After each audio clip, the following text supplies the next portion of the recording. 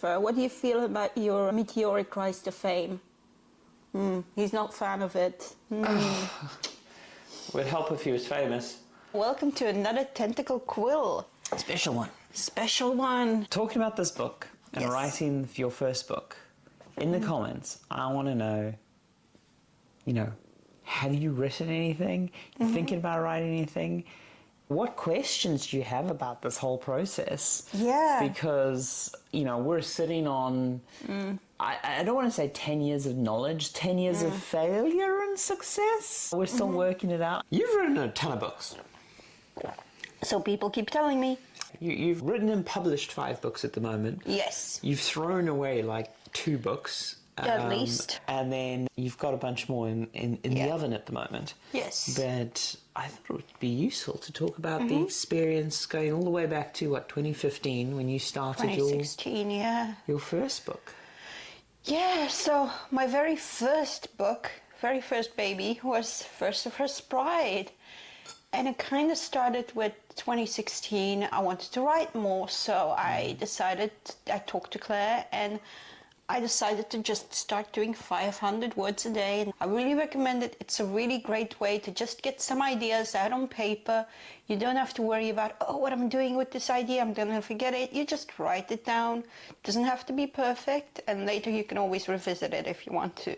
You knew you wanted to do a book, but you didn't jump straight into it. You did no. short story exercises, daily writing. Basically, you were trying to prove to yourself you could. Yes, indeed. So it kind of just happened from there. I'd give myself little challenges, write about a cat discovering the staircase, write something that's exactly 500 words, write 5 times 100 words and make it neatly finished. So those were really good starts. And then NaNoWriMo came around. And the intention was always to write a first draft at NaNoWriMo. Yes. And the characters you picked up were familiar. You had written about them a lot in short story, in text role play, a bunch of things like that.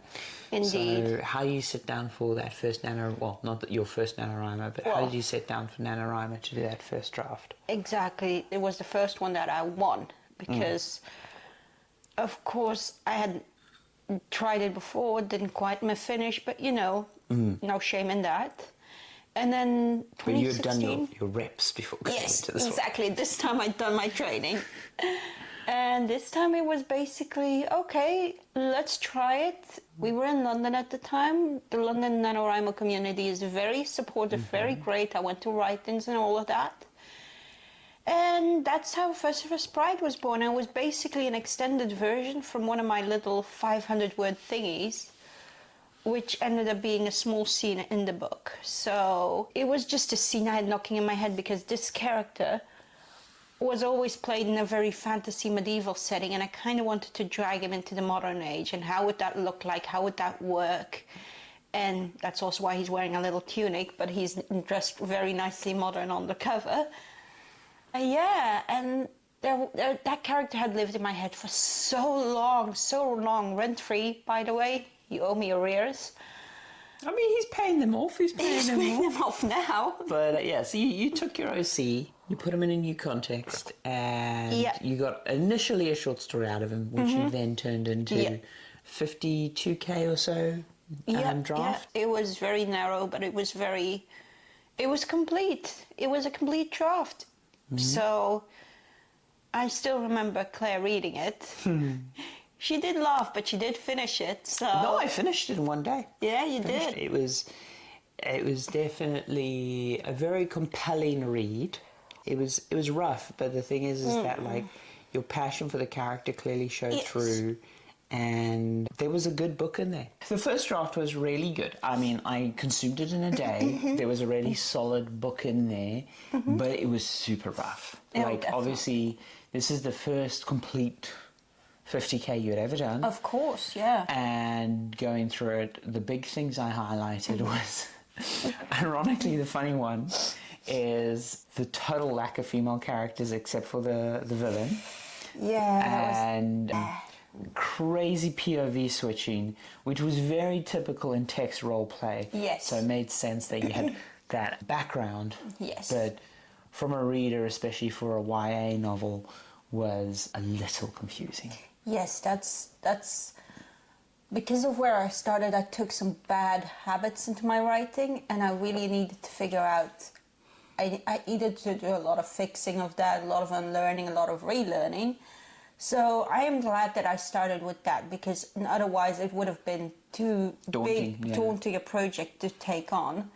But the thing is you'd gotten used to a reader who was so in the world with you that you could POV switch without any real thought. Indeed.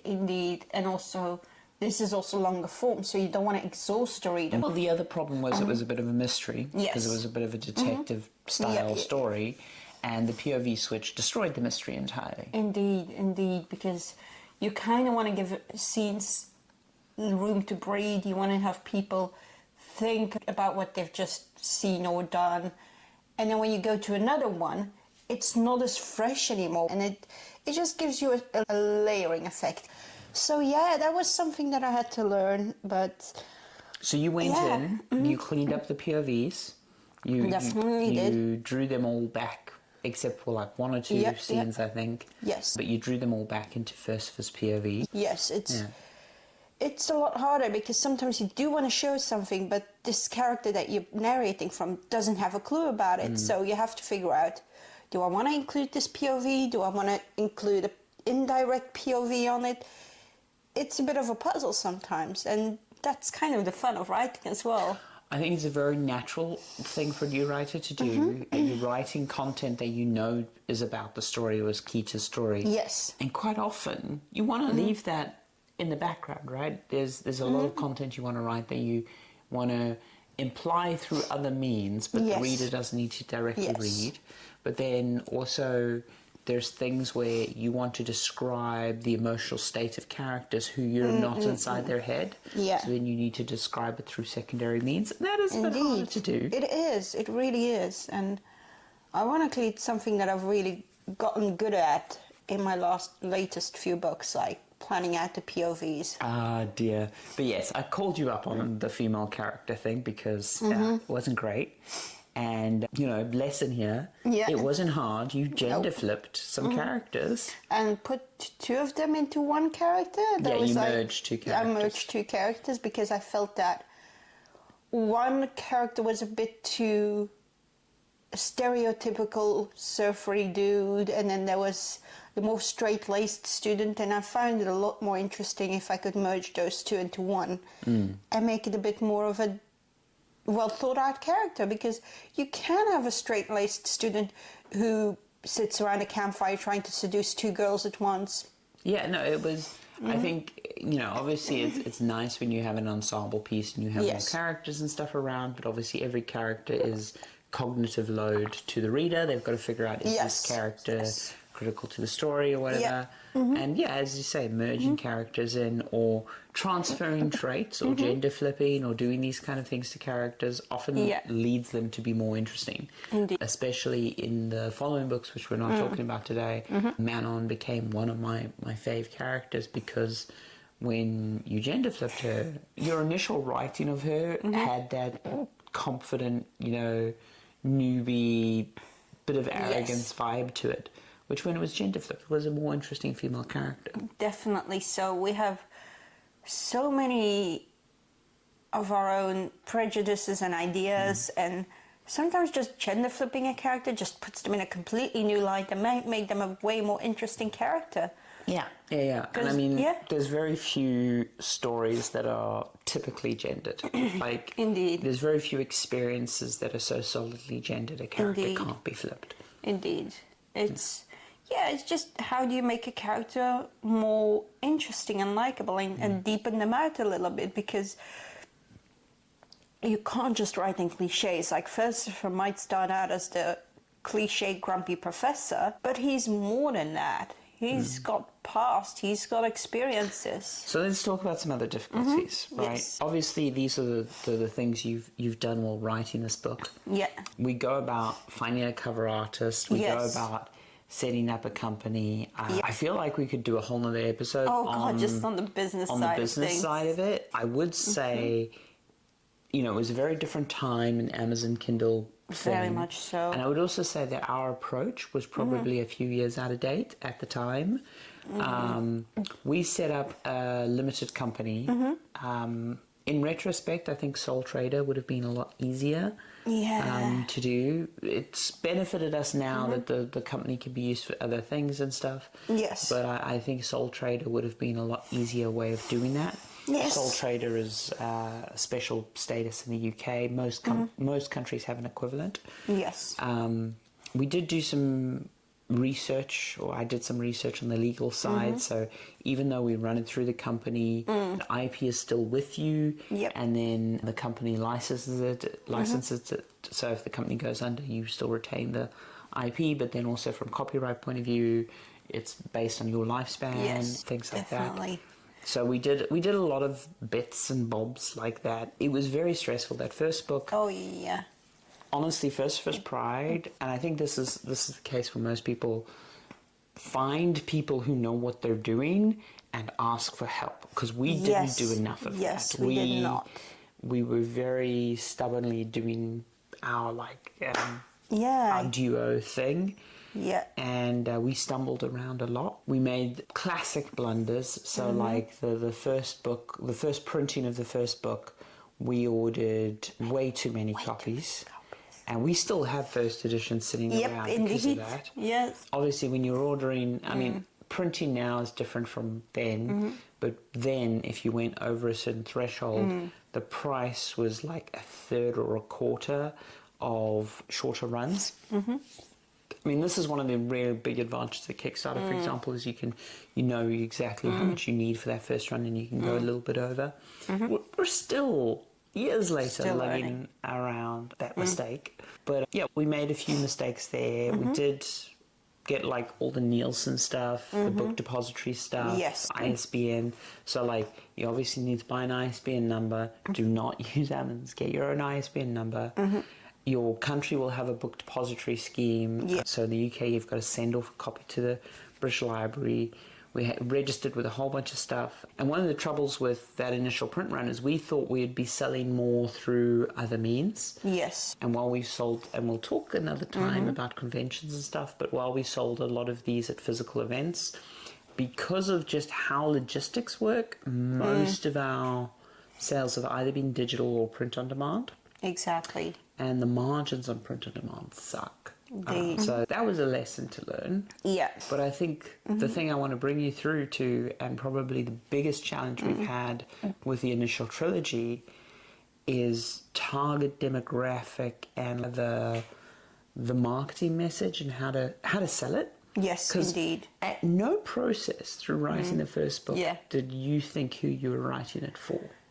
No, this was a big thing for me. I was just writing for myself basically, and I was like, well, arrogantly, tiny writer Ducky was like, who wouldn't want to read this? And you need to sell it, you need to give people an idea of what it is, why would they like it?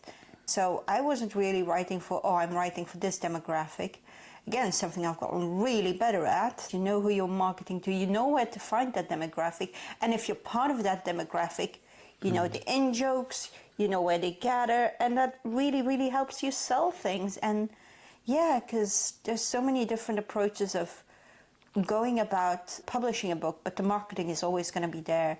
Yeah. Whether you're publishing through traditional publishing or you're going fully digital, you're still going to need to put yourself out there. I think marketing's a dirty word for a lot of people. It really isn't. It's basically just thinking about who wants to read your book.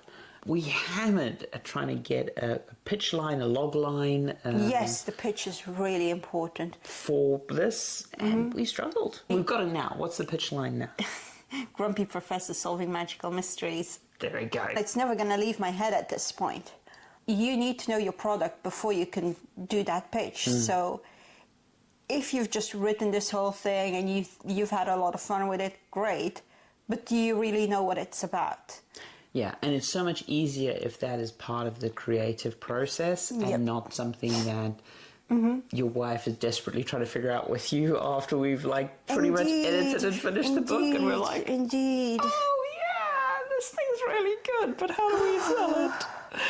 Yeah, it's really hard to do that, and if you're a shy person, oh Yeah, because dear. neither of us have a sales or marketing background. No. And all of a sudden, and again, this is reaching out, learning from other people, we just didn't know what to do about it. And No, and growing up, you get this idea of, oh, I'm going to become a writer. You're going to write the thing and you're going to post a handwritten manuscript off, and 3 days later it's in the stores, and that's not how it works anymore. yeah, even if you do have an agent, the Yes. agent is going to want all of these things from you. They're going to want a pitch from you and all this stuff. They're going to want genre and demographic things. Yeah. Oh, this person totally fits the author stereotype that I'm looking for, and I know they're writing this thing, and then they can put you into that box, and the box isn't a way of diminishing you, it's a way of everyone on the team knowing what they're selling, because it's hard to sell books. Oh, yes. Even through traditional means. So to bring it back, we are entirely talking about the writing here, not just talking about the business side and everything.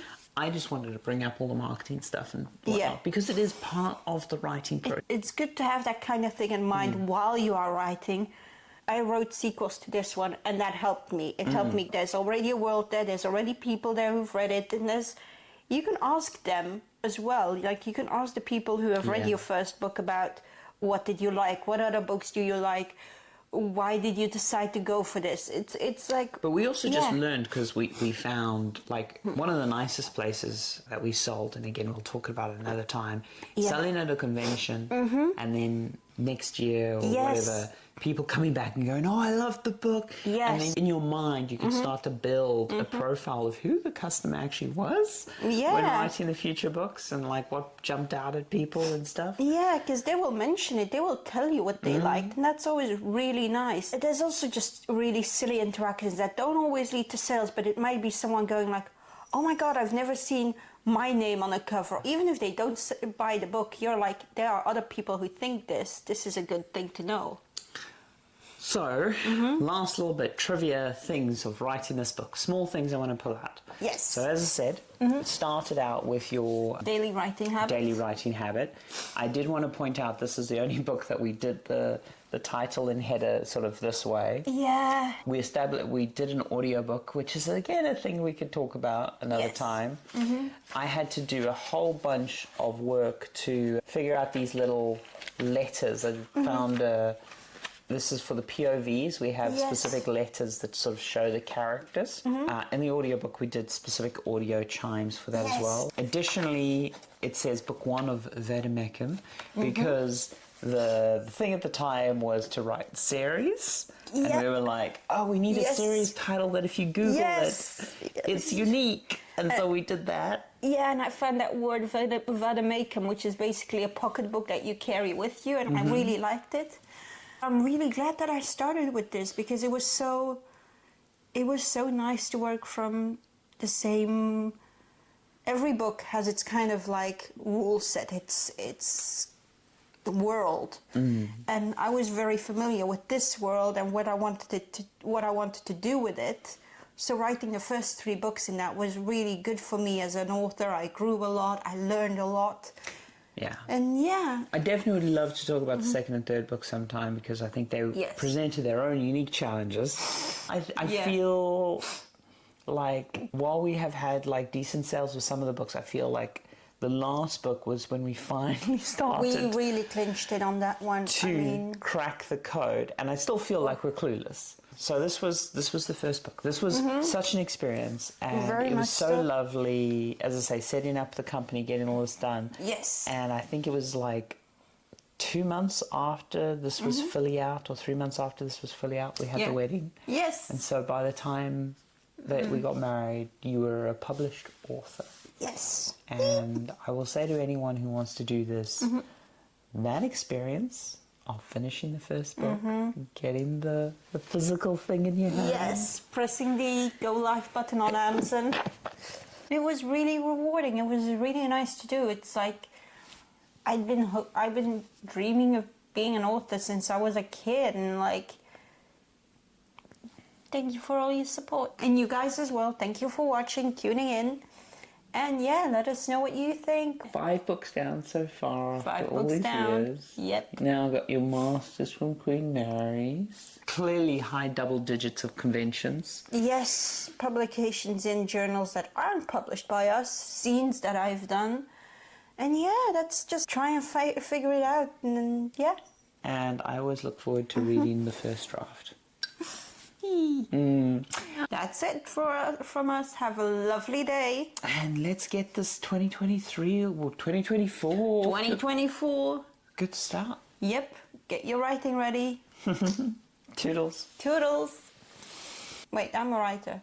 Yeah, you're a writer. Oh, okay. You sure? I'm sure.